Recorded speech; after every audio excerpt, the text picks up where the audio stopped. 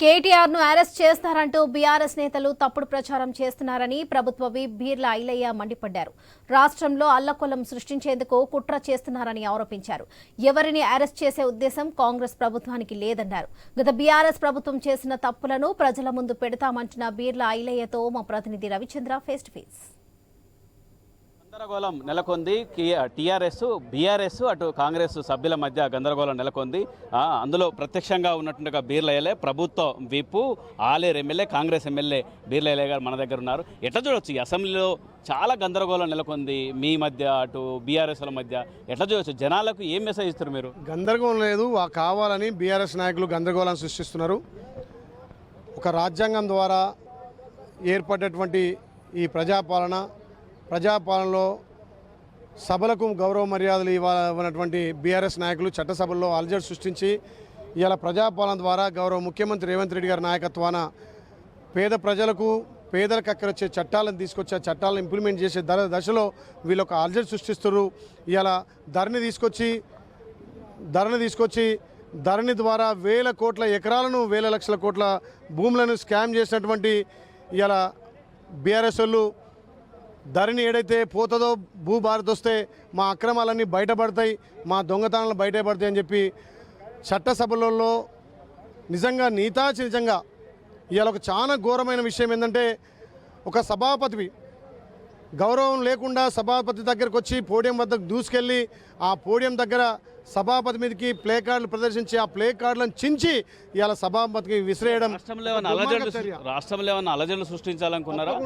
ఇప్పుడే అందిన సమాచారం కూడా ప్రతి నియోజకవర్గంలో ₹1 కోటి పెట్టి దుష్ప్రచారం వల్ల మా కాంగ్రెస్ పార్టీ ఎమ్మెల్యేలు ఎక్కడ ఉంటే అక్కడ వాళ్ళ దొరహంకారంతో పైసా బల్పుతోటి మా కాంగ్రెస్ ఎమ్మెల్యేల దగ్గర కోట్లాది రూపాయలు ఖర్చు పెట్టి ఏదో తప్పుడు ప్రచారం చేయాలి, వాళ్ళ పింక్ మీడియాతోటి ఇవాళ మా మీద బురద చల్లాలని ఒక దుష్ప్రచారం చేయాలనే ఉద్దేశంతో ఇవాళ ప్రతి కాంగ్రెస్ ఎమ్మెల్యే మీద కుట్ర జరుగుతుంది. ఆ కుట్రలో భాగమే ఇవాళ అసెంబ్లీలో వాళ్ళు వివరించిన తీరు.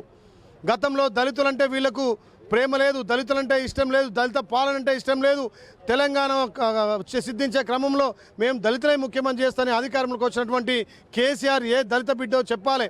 దళితులకు 3 ఎకరాలు ఇస్తున్నారు.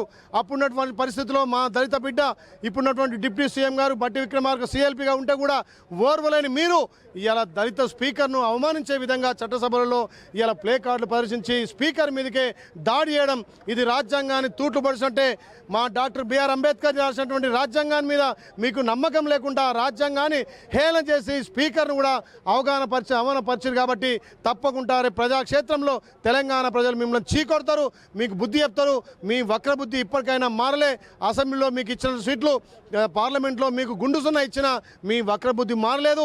ఒక కక్షపూరితంగా ఎక్కడైతే అసెంబ్లీలో ఎక్కడైతే ఆ ఎమ్మెల్యేలు ఉన్నారో ఆ ఎమ్మెల్యేల దగ్గర వీళ్ళ పింక్ మీడియా ద్వారా సోషల్ మీడియా ద్వారా ఎమ్మెల్యేల మీద దుష్ప్రచారం చేసి కోట్లాది రూపాయలు వెచ్చించి ఎమ్మెల్యేలను అభస్పాలు చేయాలని చెప్పి ఈ రకంగా చేస్తారు. ఇలా తెలంగాణ కోసం మంచి చట్టాలు నిన్న హైడ్రా మీద సుమారు 50 మంది ఎమ్మెల్యేలు వాళ్ళ అభిప్రాయం చెప్పి హైడ్రా మంచిది, ఎవరైనా భూ కబ్జాలు చేయాలన్నా చెరువు చిక్కాలైనా ఏదైనా ప్రభుత్వ భూములు ఆక్రమించుకోవాలన్నా ఆక్రమణ గుండెల్లో రైతులు పరిగెత్తున్నటువంటి ఇవాళ హైడ్రాను నిన్న చట్టం చేసినాం. ఇవాళ భూభారతిని కూడా చట్టం ఆమోదం చేసుకొని ఇవాళ అందరి భూములను కాపాడడం కోసం పరిరక్షించడం కోసం భూభారతిని చట్టంగా తయారు చేసుకున్నాం. ధరణిలో ఉన్న లొసుకులు జనాలకు తెలుస్తాయన్న ఉద్దేశంతో గందరగోళం సృష్టిస్తున్నారా? తప్పకుండా వాళ్ళు చేసిన తప్పులు ఒక్కొక్కటిగా బయటపడుతున్నాయి. ఇప్పుడు కేటీఆర్ ఈ కార్ రేస్ చూడండి, అది గవర్నర్ గారు కోర్టుకు పంపిండు, అది కోర్టులో ఉంది. ఇలా అసెంబ్లీలో కేటీఆర్ లేడు. కేటీఆర్ లేని దానికి వాళ్ళు రాద్దాం చేసి ఈ ఫార్ములా గురించి మాట్లాడమంటారు.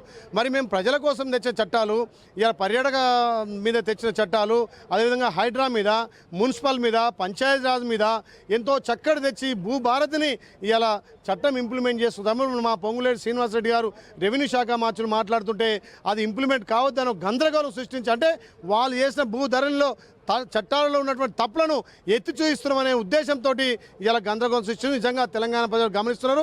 వీళ్ళని తెలంగాణ ప్రజలు తప్పకుండా రేపు శిక్షిస్తారని చెప్పి తెలియజేస్తున్నాం. కౌశిక్ రెడ్డి, హరీష్ రావు ఏదో అన్నారని అంటున్నారు. ఏంటి మీరు అందులో ఉన్నారు? కౌశిక్ రెడ్డి నోరుకు అదుపు లేదు. ఇవాళ ఒక 20 ఏళ్ళ ఇండస్ట్రీ అని చెప్పి చెప్పుకునే 6 అడుగుల ఆజానుభావుడు ఆ రోజు అగ్గిపెట్టే రావు కూడా నిన్న యూజ్లెస్ ఫెయిల్ అంటున్నాడు. ఒక తోటి సభ్యున్ని గౌరవ సభ్యున్ని యూజ్లెస్ ఫెయిల్ అనడం ఆయన 21 ఏళ్ళ చరిత్రకు నిజంగా కూడా నిదర్శనం. నీకు చట్టాలంటే గౌరవం లేవు, తోటి సభ్యులంటే గౌరవం లేదు, ఒక స్పీకర్ అంటే గౌరవం లేదు, ముఖ్యమంత్రి అంటే గౌరవం లేదు, మంత్రులు అంటే గౌరవం లేదు. మరి 21 సంవత్సరం ఇండస్ట్రీగా నువ్వు ఉద్ధరించింది ఏంది?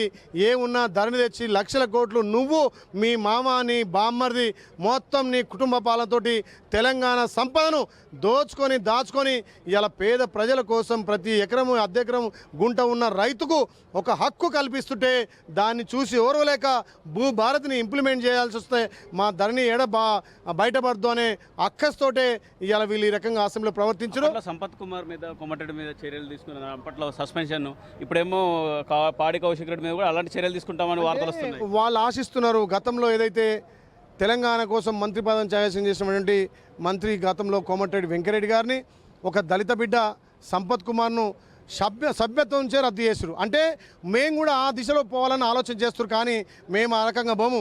మీ సమక్షంలో మిమ్మల్ని అసెంబ్లీలో ఉండగానే చట్టసభలలోనే మీ అందరి సమక్షంలో విపక్ష ప్రతిపక్ష సమక్షంలో మా బిల్లులను ఆమోదింపజేస్తాం. మీ లెక్క చట్టాన్ని చేతిలో తీసుకొని సస్పెండ్ చేసుడు కానీ సభ్యత్వ రద్దు కానీ మా చేయం. మా గౌరవ స్పీకర్ గారు మీకు 3 సార్లు సమయం ఇచ్చిండు. మీరు పోడియం వద్దకు వెళ్ళి మీ సీట్లలో కూర్చోండి. మీకు అవకాశం ఇస్తున్న ఒక దుర్మార్గ చర్యగా చట్టసభలను ఉల్లంఘించే విధంగా మీరు కాల రాస్తున్నారు. కాబట్టి ఇప్పటికైనా మీరు తెలంగాణ ప్రజలు గమనిస్తున్నారు. మీ ప్రజాక్షేత్రంలో తప్పకుండా ప్రజలు బుద్ధి చెప్తారు. ఆలేరులో అంత నియోజకవర్గం రైతులతో కూడుకున్నది. అయితే ధరణి సమస్యలు ఉన్నాయా? అంటే మీ నియోజకవర్గంలో రైతులు మీకు కంప్లైంట్ చేస్తున్నారు? రోజు నాకు వచ్చే 100 సమస్యల్లో 90% ధరణి సమస్యలే, మొటేషన్ సమస్యలు, అదేవిధంగా గతంలో ఉన్నటువంటి ఇనాం భూముల సమస్యలు, మిస్టేక్ అయిన సమస్యలు, తన భూమి తన పేరు లేకుండా పిఓబిలో పడ్డ సమస్యలు, అదేవిధంగా ఆర్ఓఆర్ చట్టంలో ఉన్నటువంటి చాలా సమస్యల వల్ల మాకు వచ్చే 100 సమస్యల్లో 90 సమస్యలు ధరణి మీద ఉన్నాయి. కాబట్టి ఆ ధరణి లోపభూయిష్టంగా ఉంది. దాన్ని బంగాళాఖాతంలో కలిపి ఇవాళ భూభారతిని తెచ్చింది మా ప్రభుత్వం. దానికి సభ ఆమోదం చేసి దాని చట్టంగా తయారు చేసుకున్నాం. రైట్ అంటే ఇది బీర్ల ఐలయ్య కాంగ్రెస్ ఎమ్మెల్యే ప్రభుత్వ విపు చెప్పేది. గందరగోళం సృష్టించి జనాల సమస్యల్ని చర్చకు రాకుండా చేసి మంచి బిల్లుల్ని చర్చకు రాకుండా చేసేట్టుగా కుట్రలు చేస్తున్నారు బీఆర్ఎస్ ఎమ్మెల్యేలని ఆరోపణలు చేస్తున్నారు బీర్ల ఐలయ్య. కెమెరా పర్సన్ నవీన్తో రవిచంద్ర న్యూస్, హైదరాబాద్.